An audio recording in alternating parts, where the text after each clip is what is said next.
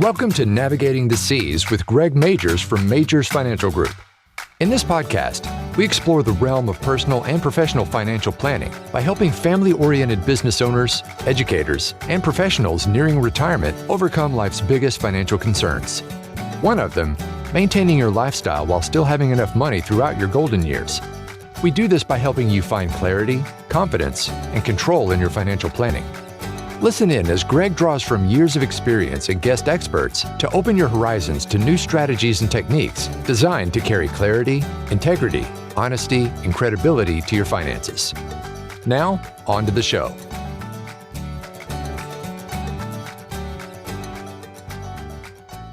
Hello and welcome to Navigating the Seas with your host, Greg Majors. Greg, what's going on, my man? Hey, Eric, it's good to talk to you today, sir. Lots going on this time of year. Isn't there always? Absolutely. This is a fantastic time of year. And my favorite part of this conversation is the fact that you have a special guest in studio. Who'd you bring on today? I brought a veteran realtor, Miss Kim Wennerberg, who's going to share some information with us today that I think will be useful to our clients. Fantastic. All right, Kim, welcome to the show. I'm so glad Greg brought you on. I'm looking forward to the conversation. Thank you. I am looking forward to it too. Honored to be here and have this conversation and hopefully help some people. Last time we talked to Eric, we talked about the big I word, inflation. And one of the biggest components of inflation in today's economy is real estate. And so Kim's going to be able to provide us with some insights on trends in our local markets, how real estate prices have changed over the last 20 so years, and give us some very good steps for those that may be purchasing or selling a home. Fantastic. All right, Kim, tell us about your experience in the real estate market. So I started in 1998 right here in little old Definiak Springs and started with ERA Great South Realty, Jack and Diane Huggins. And Diane called me and said, "Hey, I think you'd be great at sales." And I was like, "Sales? Blech. That sounds smarmy and slimy to me." And then I learned a little bit later that no, that's not exactly what it is. It's really more of a consulting and problem solving than it is anything. But that was back in 1998. And in between then and now, I worked with Holiday Builders. I was the first new home consultant they hired here in the Gulf region. And I worked with them for 6 years, learned so much, learned way more about financing than I had ever learned in any other part of my real estate venture. And then when I left them, I came back to Definiak, and that was in 2009. And I've been here ever since. Now, when you moved back in 2009, did you open up your own firm at that time? Not yet. No, Okay. Actually, Jack and Diane's son, Jimmy Burgess, who had mentored me in the business, he had opened up an office. And so I went back with him. Oddly enough, it was in my dad's old office where he practiced optometry for 40 years. Wow. So it was just a cool full circle moment. And so I worked with him. And then when he decided to take a different route, I went with another company locally. And then about 5 years ago was when I opened up my own brokerage, Kim and Company Real Estate. Awesome. I have had the pleasure of watching Kim's career grow, and I can tell you she's a consummate professional. And I think some insight she's going to have for us today in regards to the housing market will be very valuable to those listening. You had mentioned earlier in a conversation that when you had bought your first house or something like that about the pricing and how just the values of real estate increased over time. Can you give me a little background on that again? Yeah, sure. So I bought my first home in 1999. I'd been in real estate about a year and a half, and it was $40,000. That home is worth probably somewhere around 210 today. So what's that, 22, 23 years, something like that. Wow. Pretty good appreciation. Home ownership is definitely one of the places where you can absolutely earn wealth just by owning your home through the process of equity. It's one of the reasons that we promote home ownership so heavily as realtors. It isn't to line our pockets, it's to line your pockets to get you to own a home so that you can have an opportunity to have some wealth. Awesome. I know that you and I have done several transactions together, and we purchased properties and we've also sold properties. And I've always felt that as we work together, I've either had an assistant buyer working with me to help me acquire a piece of property or an assistant seller. You know, you always were very consultative and very helpful there. When we look at the market today, though, we've had a pretty large increase in property values over the last couple of years. What's the trend with things now? So a couple of different things. We'll talk about the national level first. Real estate is always local. You want to pay attention. If you own real estate in an area, that's where you really want to pay the closest attention. On a national level, I do expect that we'll see a little bit of a correction. That's according to most of the experts that I'm listening to. I've heard a lot of people say, oh, I'm going to wait on the prices to fall. I'm going to wait on the crash. A couple of things to note. No one that I've heard has talked about a crash. A correction is very different from a crash. Everybody that's, around today remembers 08, 07, 09. It was brutal, right? That's not what we're going to experience. And it's because the circumstances behind it are entirely different. Back in the 08 era, you had very risky lending. We used to joke in my office that if you could fog a mirror, you could get a loan. You didn't have to qualify for anything. So very risky lending. And we had plenty of inventory. There was an overabundance of inventory. So those things we do not have now. We have definitely corrected the lending practices. We don't have that kind of risky lending. Secondly, we're in a massive shortage of homes. Nationally, there's a shortage of roughly 3 million is the estimate. Wow. Here in Walton County, we certainly have a lack of inventory here as well. Depending on the market, some markets have already corrected. We haven't seen that here yet. The free state of Florida is in a great spot. We're having lots of people coming here, lots of people moving to our state, and specifically to Walton County. We're one of the fastest growing counties in the state and nation. So we're not quite seeing that yet. That's awesome to hear that we're a little insulated based on our location from some of the other things that are going on. Now, I know a few months back that it was basically a seller's market. You would put a house on the market and it would sell in no time. That's slowed just a little bit, correct? Oh, yes. It's definitely slowed. And that's in large part due to the interest rates, which again is what you were talking about inflation earlier. Right. That is what the Fed's using to try to combat that, is get those interest rates up. So earlier, probably about 30 days ago, interest rates were 7+%, and it definitely had put a big kibosh on buyers' ability to buy. It went from the buyers that were able to do $350 on a home purchase. Now they're at $250. Their buying power got severely cut. So that is something that has made a big impact on not just the number of buyers. Some people are waiting this out. It's also made an impact on the time on market. So like you were saying earlier in the spring, things were hotcakes. You could barely get it on the market before you had multiple offers, people fighting over it, writing love letters. Here's why you should accept my offer, that kind of thing. And now we're seeing 60, even 90 days is not a crazy time to be on market.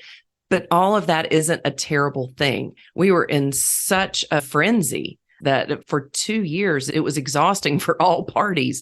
Buyers were tired of making offers. Agents were worn out. It was a crazy market. We needed to be in a little healthier market. So even though we have a slight setback here with buyers not being able to do what they were able to do earlier, historically speaking, these are still not bad interest rates. We were just so spoiled for so long. Correct. My first house was at 10%. And when I got 7.5%, I thought I'd won the lottery.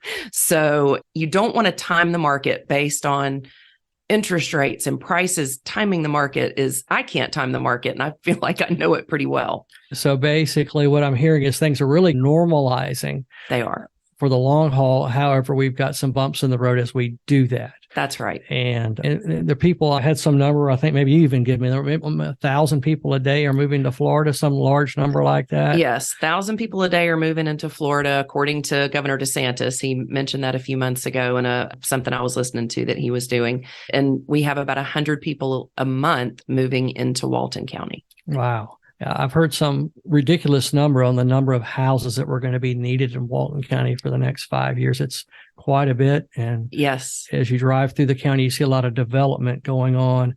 But I would assume that if everybody has to have a place to live. That's right. And there's not a lot of multifamily around here, residential places. It's true. People are always going to be buying and selling. You're going to be moving for a new job, or you have to move where mom and dad are to go take care of them. There's always going to be people buying and selling. Even back in the 80s when interest rates were 18%, people were buying and selling. There's ways to approach this when you're a buyer. There's something called a rate buy down that you can talk to your lender about. I'm not the expert in lending. A rate buy down is if you've got a 6% interest rate, if you did a 2-1 buy down, that would buy it down to 4% in the first year, 5% in the next year, and then the third year it would go back to 6. So some of the experts I'm listening to are saying that they're anticipating a rate decrease in the next year in 2023.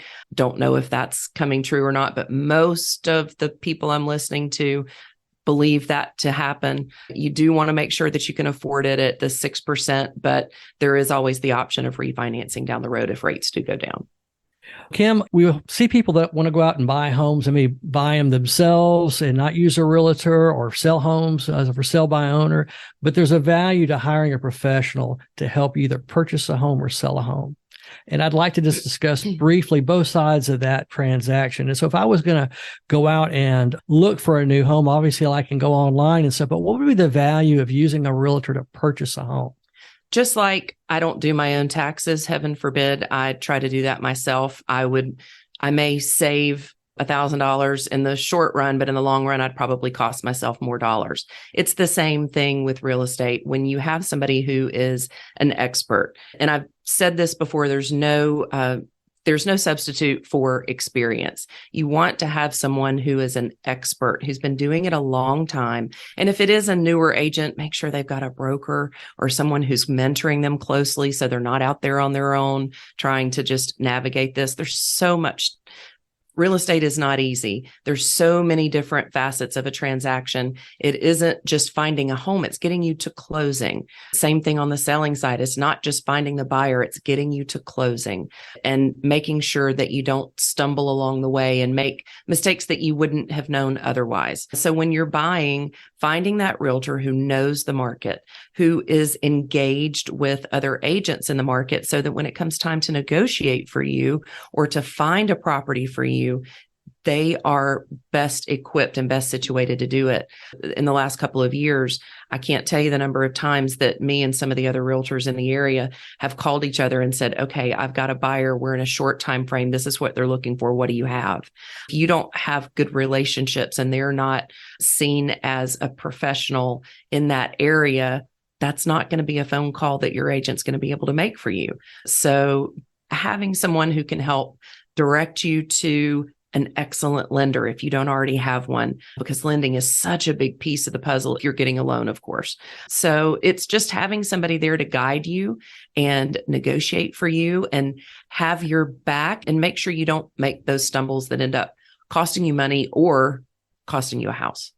So I would imagine in your course of real estate transactions, as you just said, it's a process. There's many steps in the process, and it's important that in each step of that process, if I'm a buyer, that each I is dotted and T is crossed so that what I'm purchasing, I think I'm purchasing, and I know that I purchased. Right. And likewise in the sales end of the process.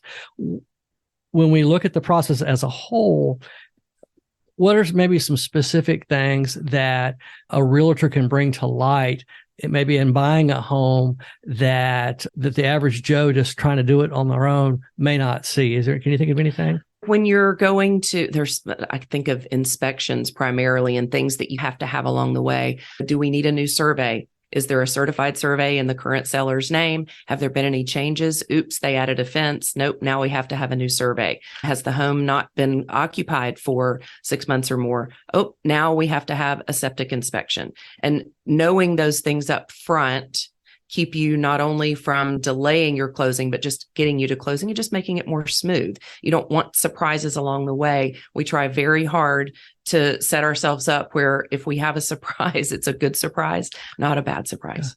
And then I also know that when purchasing a home, one of the things in Florida that can be a stumbling block is homeowners insurance. Oh, yes.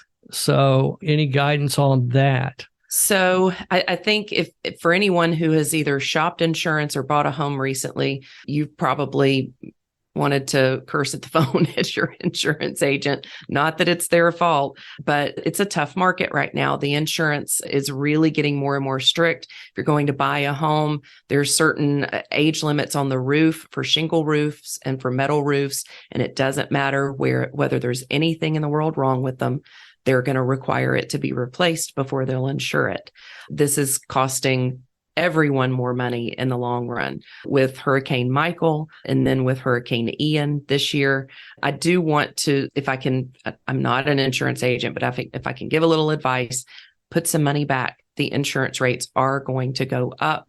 It's going to be more and more difficult.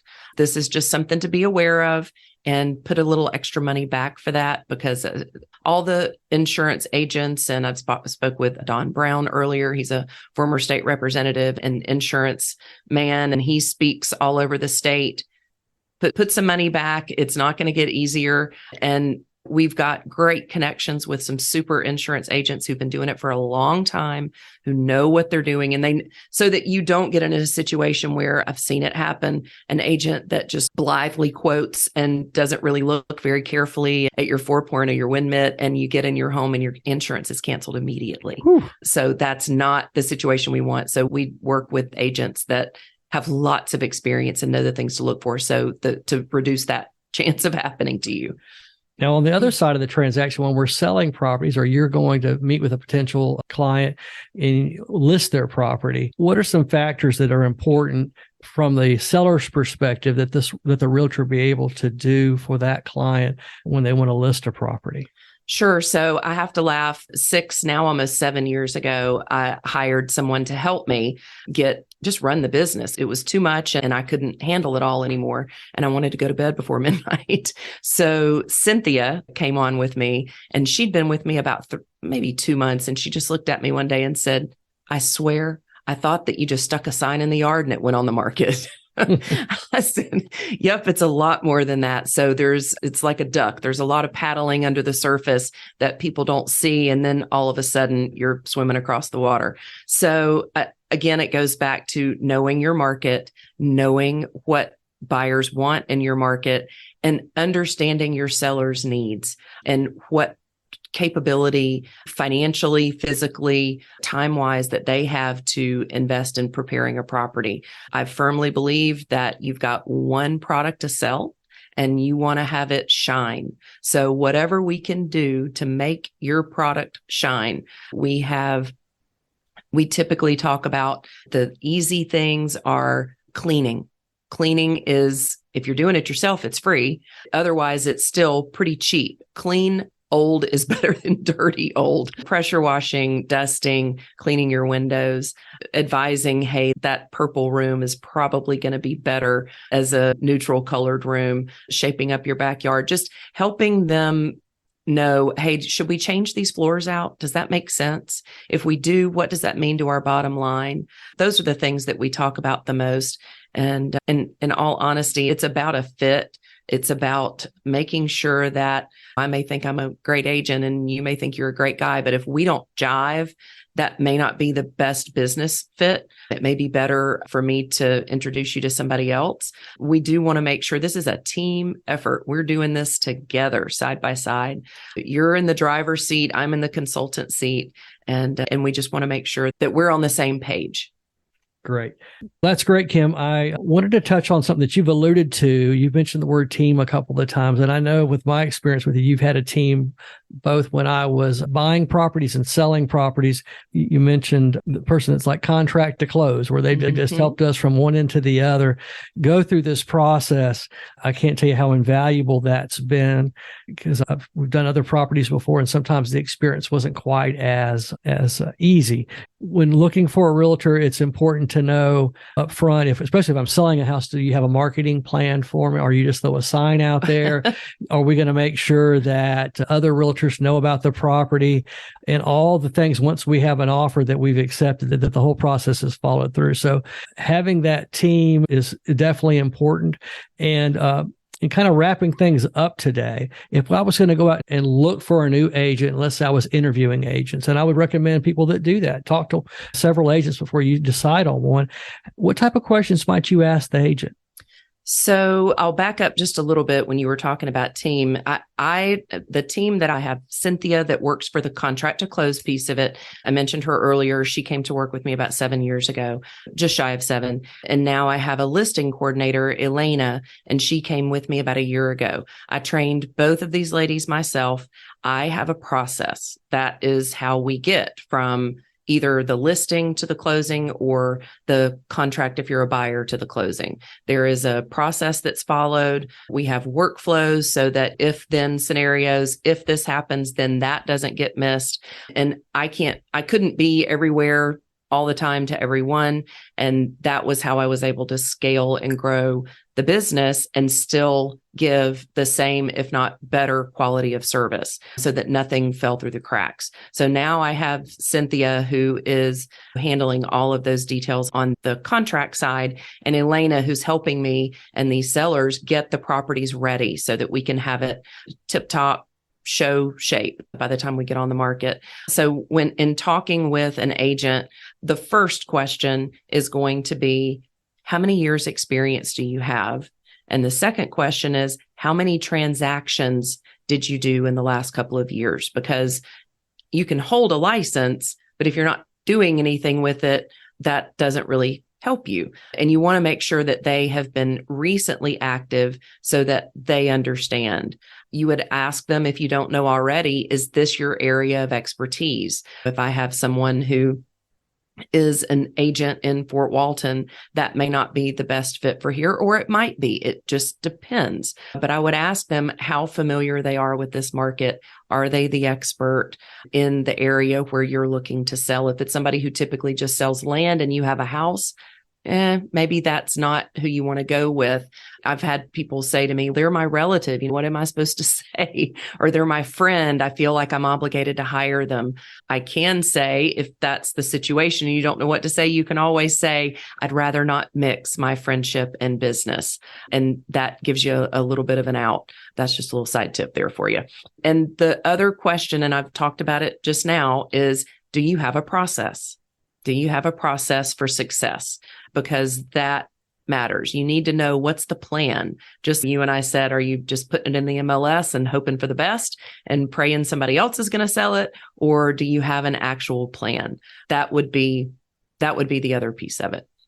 I thank you for those insights. Basically, Kim, you practice navigating the seas just like we do, because our process is clarity, confidence, and control. And what I know, when we've worked together, you've been very good at finding the clarity in terms of what the client either wants to buy or sell and what they want to accomplish.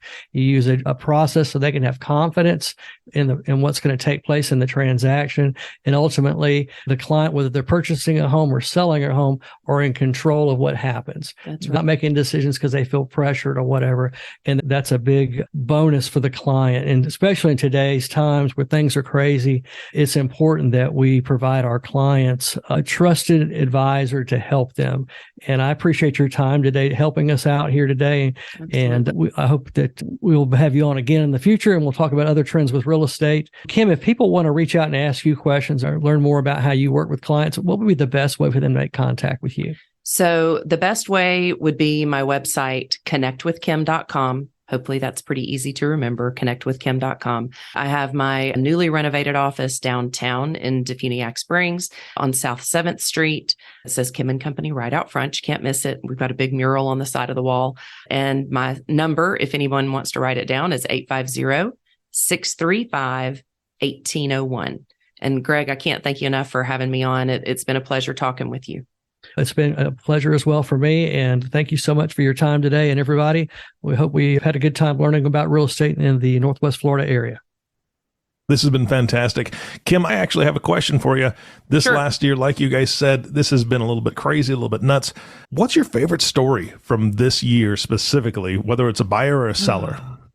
The one that comes to mind, you might think that it was non-success, but in the end, it really was. We had a property that was just a great property, and we got it under contract, and they canceled, and we got it under contract and they canceled, and all crazy. One person had to move because her dad got sick. She hated, she wasn't going to be able to buy it. And the next person, the partner came in and the partner didn't like it. And we're like, oh, this is just terrible. What's going on with this property? And in the meantime, the interest rates are going up. And then we basically ended up getting it under contract and closing with one of the charities that I work with called Be Generous. And they were able to purchase it for the graduates of their program to live there and work in the store that they're going to be opening up downtown. So it was more of maybe a Cinderella story where the right person, we had to wait for that right person to come along. Yeah. And the first ones just weren't meant to be. And then it ended up being just a sweet story at the end.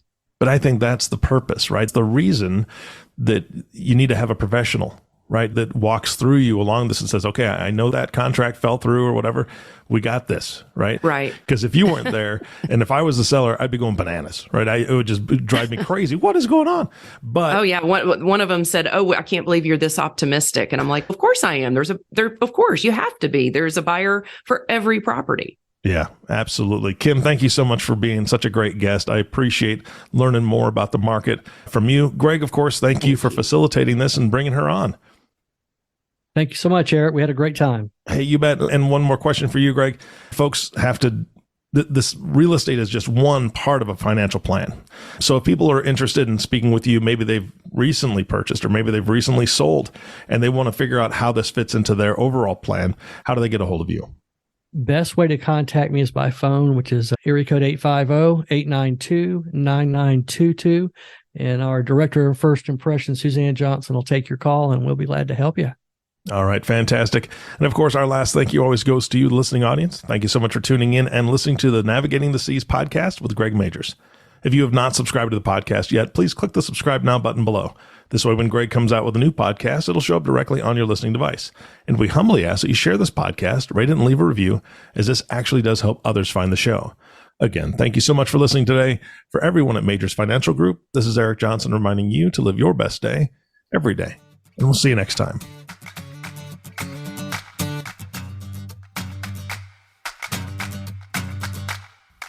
Thank you for listening to Navigating the Seas, the show that teaches you proven solutions and strategies to build confidence and control over your finances. Have questions about the show? Visit our website at www.majorsfg.com or give us a call at 850-892-9922. Don't forget to click the follow button to be notified when new episodes become available. The information covered and posted represents the views and opinions of the guest and does not necessarily represent the views or opinions of Majors Financial Group. The content has been made available for informational and educational purposes only. The content is not intended to be a substitute for professional investing advice. Always seek the advice of your financial advisor or other qualified financial service provider with any questions you may have regarding your investment planning. Securities offered through Center Street Securities, Inc., CSS, a registered broker-dealer and member FINRA SIPC. Investment advisory services offered through Center Street Advisors, CSA, an SEC-registered investment advisor. Majors Financial Group is independent of Center Street Securities and Center Street Advisors.